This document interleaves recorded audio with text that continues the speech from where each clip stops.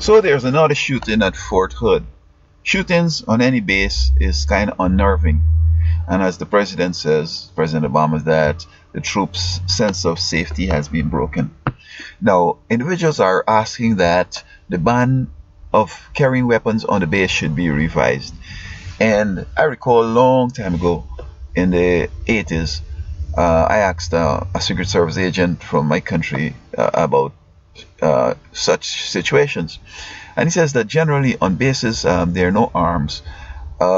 Say deployment, for example. Suppose now a guy doesn't want to be deployed, and we've seen many people just join the military for whatever reason and they don't want to be deployed. And suppose now you hand them their weapons and their guns and their bullets from early o'clock. What do you think they're going to do?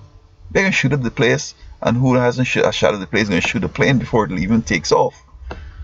So the policy of not having guns on the base is I think is prudent, because if this one here, this recent one here, he has been harassed by others and he decided to shoot others and himself, then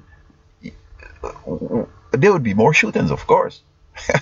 Folks are just knee-jerk reacting. Yeah, we've had 2 shootings, they were 5 years apart and so, or whatever. We need to do better yet.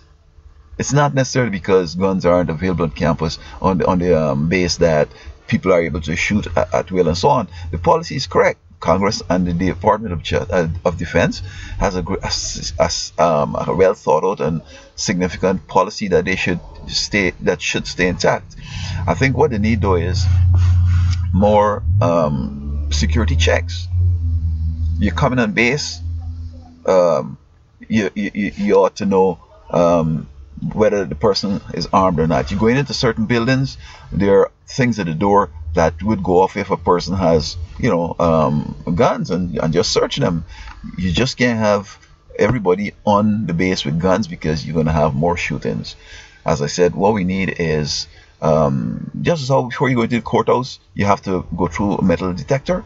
Then, of course, they might think that it's unnecessary and this and that, but somebody gets through with a gun.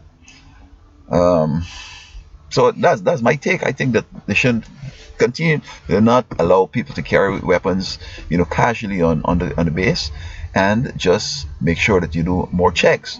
You have your